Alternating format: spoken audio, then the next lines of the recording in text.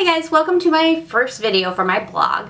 I thought for this entry I would do a video for my post instead of actually writing one out, just because I have a lot that I want to say, and I thought just kind of getting it out there instead of taking time and doing different paragraphs and writing more and more and more might hold your attention a little bit more, because I know sometimes on longer posts I'm like okay, and I start skimming.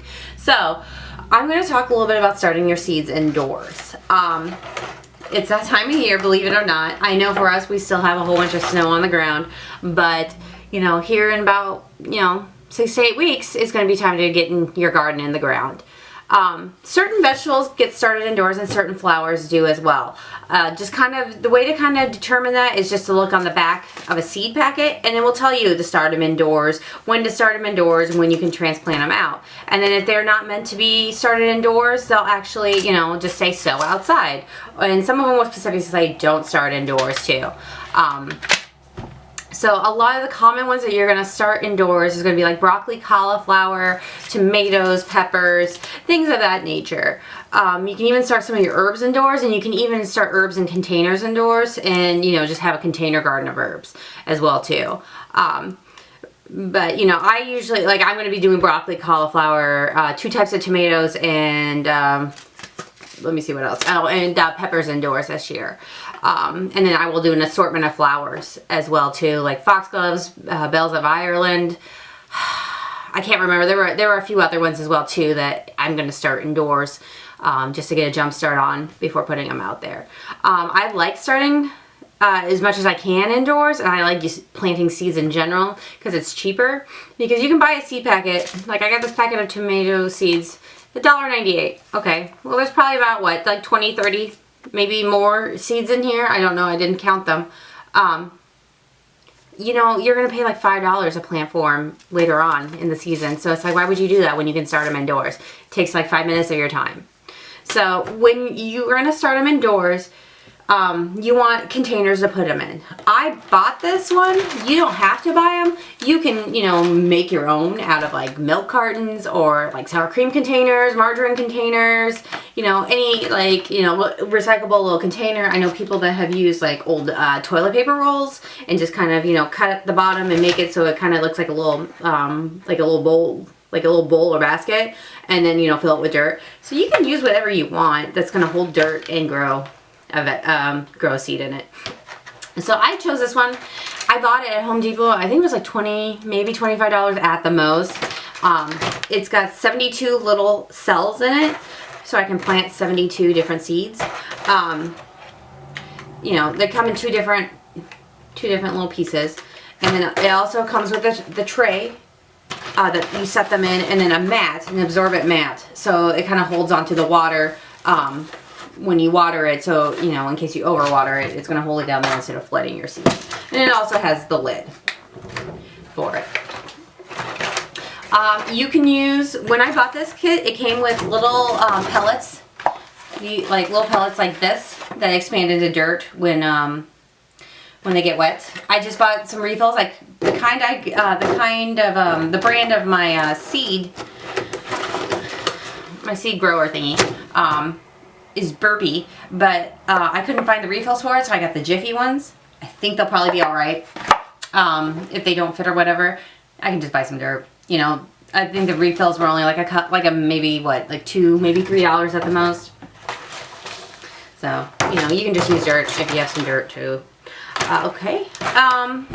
So once, okay, yeah, so I will put the little pellets in each, expand them with water, and then I will just plant in each one. I'll keep like a seed in each one. Sometimes if the seeds are really small, I'll get multiple seeds in one, and then I'll just thin them out once they come up.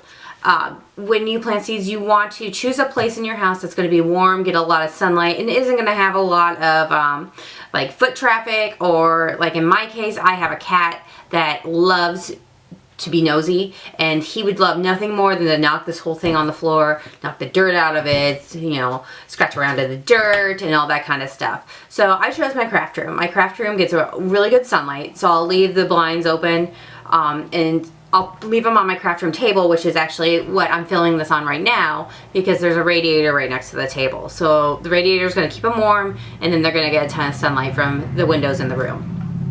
And then I will keep the door shut. Well, if I keep the door shut, you know, the cat can't get in here. They'll be fine. So once you plant them, once you get them planted in their little cells, you want to put the cover on. You want to leave the cover on to give kind of like a greenhouse effect to them, because they need to stay warm and have that moisture in there to help germinate the seeds. Once they start poking out, you can actually remove the cover then. If you, for instance, like I know some vegetables like will start to like come up within a couple days, and then other ones, you know, it can take a week or two. If that's the case, like if let's say like I can't remember which ones come up super fast. I think it's my tomatoes that come out super fast, and then the broccoli takes a little while. Yeah, see, yeah, broccoli takes between 10 and 21 days to come up.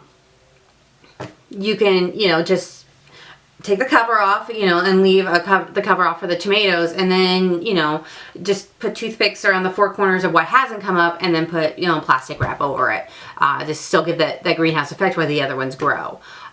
If for some reason, like let's say it stays super cold all the way into May, and I don't feel comfortable taking my seedlings outdoors yet, you can just transplant them to like a bigger container. That way their roots can start spreading out and they can start growing and getting stronger.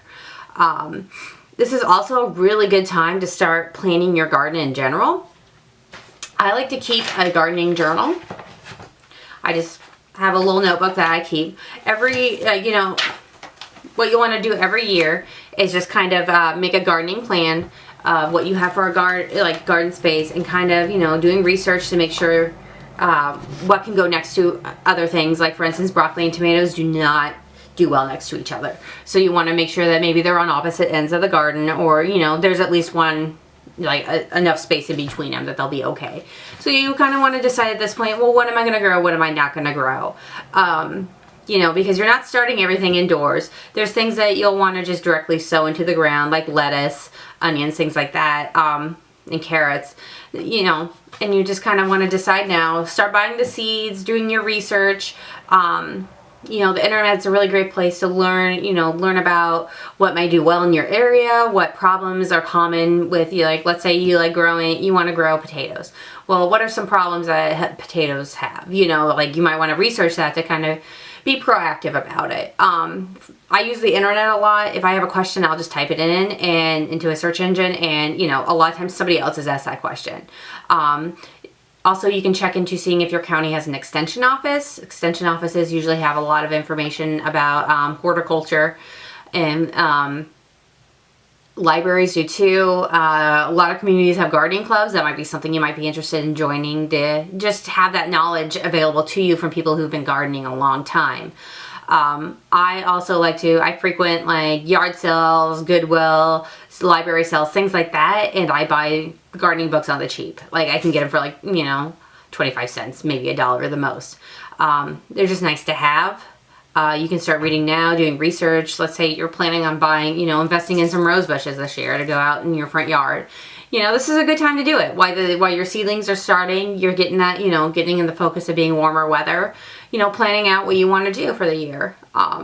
You know, don't get this, you know, if for instance you plant some seeds and they don't come up, it happens. Don't worry about it. You're not a bad, you know, gardener. It's just, you know, things happen. Not every seedling is going to come up.